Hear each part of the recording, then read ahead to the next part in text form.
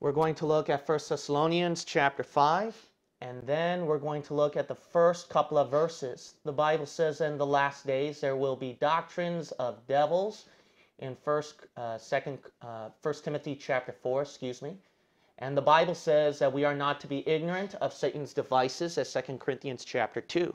So it's important to understand that in the last days, what Satan's trying to do with our world, and we are not to be ignorant of what Satan's doing.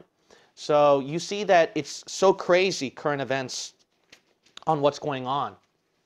And the Bible predicted all these things on what's going to occur, how chaotic and how bad the world is going to become. Now look at 1 Thessalonians chapter 5, verse 1. But of the times and the seasons, brethren, ye have no need that I write unto you. For yourselves know perfectly that the day of the Lord so cometh as a thief in the night.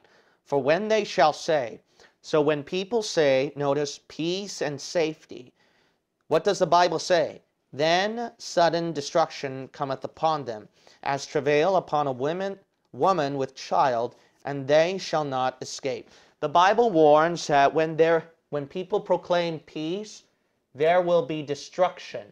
As a matter of fact, what you're going to find out is that there's a certain sign and a symbol that people use today, and the Bible proclaims that to be death. Now, I told you before, a lot of people do this sign and symbol when they take a picture, and actually it's not peace, it's death. So you can guess, it's this. How many of us have taken a picture like this? Especially in today's day and age, a lot of young people are doing this.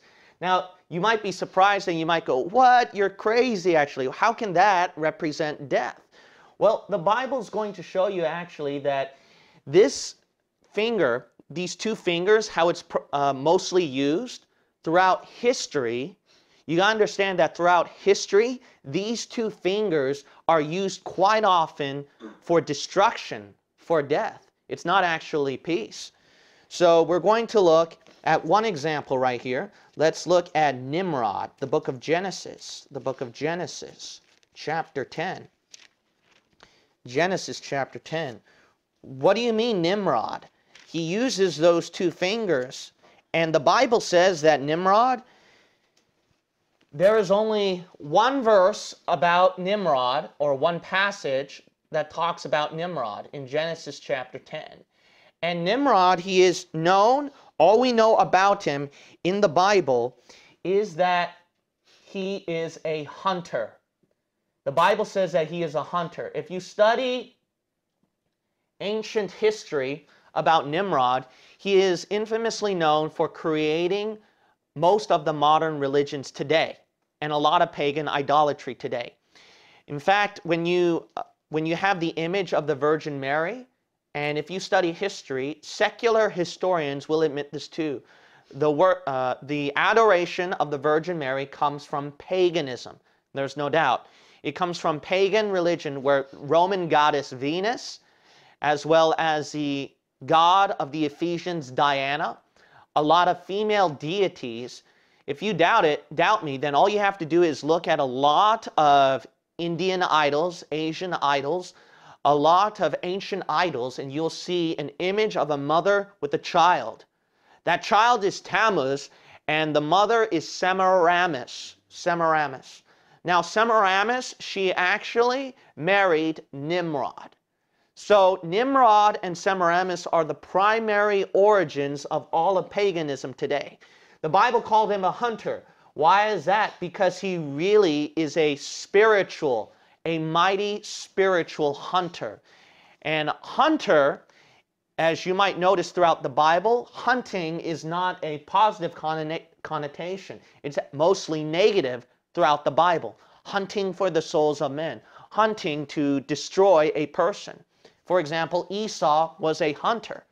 But the Lord, he did not bless him. He actually blessed Jacob after that.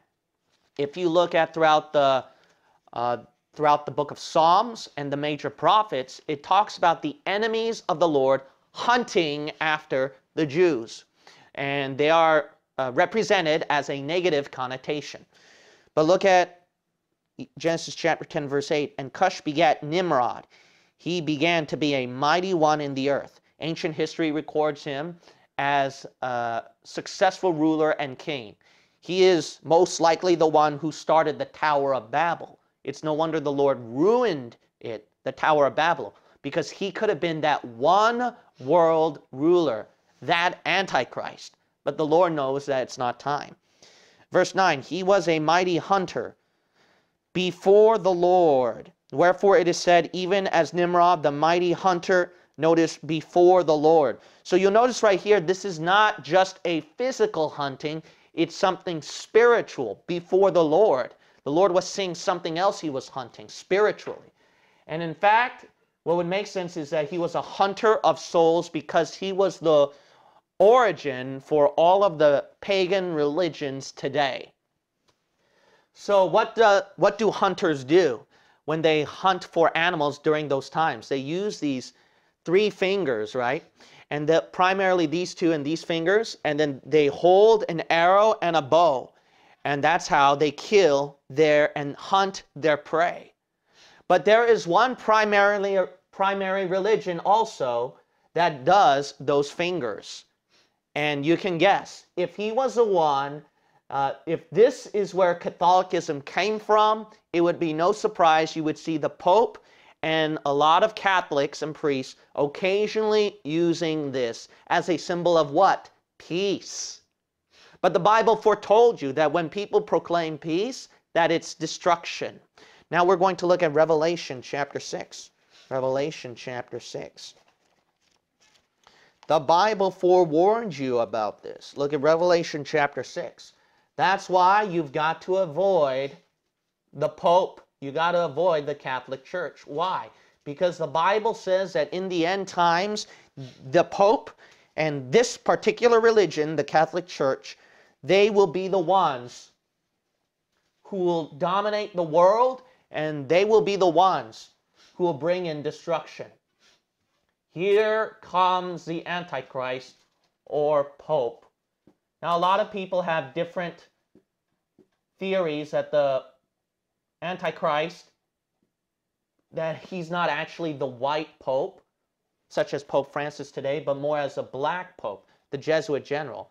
But Pope Francis, he came from Jesuits, so I wouldn't doubt.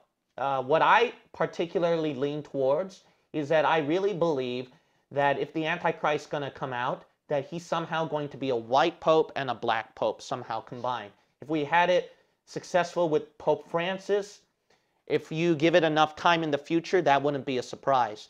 The reason why is that if you study the Jesuit oath, they particularly say their job is to make the whole world bow to the white Pope and to give him the glory.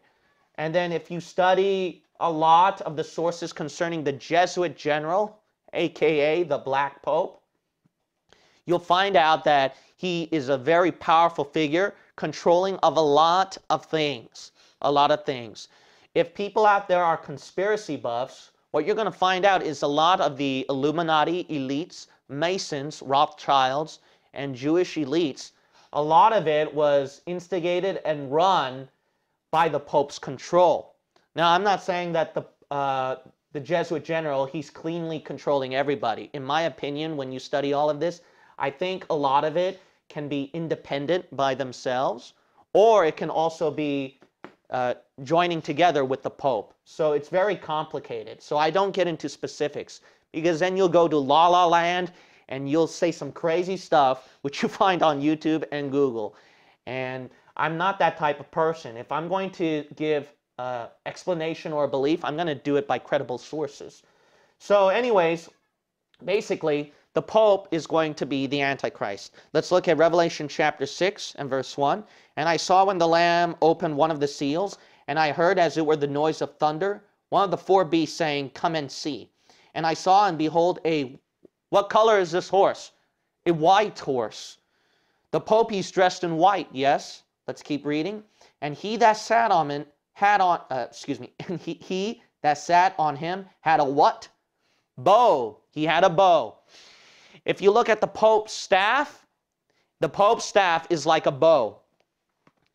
Let's keep reading. And a what? Crown was given unto him. The Pope is wearing a crown. And he went forth conquering and to conquer. If you study the history, especially of the Catholic Church and Jesuits, they conquer, they're conquering, and they're still conquering. So they're trying to control everything in the world. So you'll see right here a bow shape, and also he is dressed in white, but also the Bible describes him as an idol shepherd. The Pope, he is known to be as the shepherd of the church. In the book of Zechariah, they call him a shepherd. Not only that, what's also interesting is that if you read the Latin inscriptions, the Roman numerals of the Pope on what he sits and what he wears, you're going to find out that it's going to be like Roman numerals, and it totals out to 666. And if you don't believe me, then just look at it if you don't believe me. So you can see right here that the Pope is the perfect representative of the Antichrist. But notice that he has a bow. So to have a bow, again, you see that? These fingers again. Bow, hunting for the souls of men. The Pope always does this. So when people tell you peace, don't believe it. The Bible says sudden destruction cometh upon them. Not only that, during World War II, one of the bloodiest battles in history, Winston Churchill, that was his famous sign, wasn't it? During a bloody World War II, and that's supposed to be V for victory. But how do you attain that victory? It's through bloodshed, it's through fighting, in order to attain your peace that the world wants to have at the end. Also, Winston Churchill, he's part of that group, and this group, which is still alive today, the United Nations, it all came back from what? Winston Churchill, Roosevelt, a lot of other people get together, and then they laid the foundations, and by laying foundations, as time passed by, we come to the United Nations again. What's the job of the United Nations? To bring peace to our world. But that order was proclaimed by the Bible that all nations will soon become one world government, one world order. And as President Bush and previous presidents have proclaimed, we're proclaiming a new world order. The Bible says, watch out, that when peace happens, when they proclaim peace, it's actually destruction. Not only that, what do people do when they smoke cigarettes? They always use these fingers. And they do that to, when you get stressed and pressure, people try to do smoking to get their peace, to attain their stress reliever, their peace. But that actually kills you. It's destruction. Crazy when you look at current events, people are doing right now and throughout history, what these two fingers always represented. These two fingers, what they're occasionally used, you'll notice, is not peace. These two fingers occasionally are used for death. So when you take a picture, I'd avoid this if I were you. I never do this when I take a picture. Now, I don't make a big deal. If there are some people in our church who take a picture like that, I'm not going to slap them in the face and say, you're representing death and stuff like that. I'm not hypercritical, but I am trying to tell you, church, now that you know about this topic, that you should be more careful when you do this now. You should be more careful when you do this. When they proclaim peace, the Bible says sudden destruction. Look at Matthew 24, Matthew chapter 24. Peace, peace, peace. But the Bible says no, it's destruction. It's destruction. Now we're going to look at Matthew chapter 24. Notice what Jesus proclaimed about the end times. We're going to look at Matthew chapter 24, and we're going to look at verse 6 or 4. Verse 4, Jesus answered and said unto them, take heed that no man deceive you, for many shall come in my name, saying, I am Christ, and shall deceive many.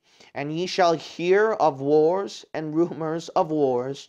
See that ye be not troubled, for all these things must come to pass. But the end is not yet. For nation shall rise against nation, and kingdom against kingdom. And there shall be famines and pestilences and earthquakes in divers places. All these are the beginning of sorrows. So you'll notice right here that in the end times, the Bible proclaimed that it's not going to be peace, but that it will be war. And there will be much deception around our world, where there are people proclaiming that they are the Christ. And there are going to be these people who are going to proclaim themselves to be the Christ that will finally bring in the kingdom, the Christ that will finally bring in peace on earth. And if you look at some of the documentation of the Catholics, what they proclaimed about the Pope, there are documents that says the Pope is Christ on earth. And if you don't believe me, all you have to do is research it and find out. So you'll notice right here, why will the Pope proclaim that? To bring peace on the earth. So the Bible forewarns you about all of this.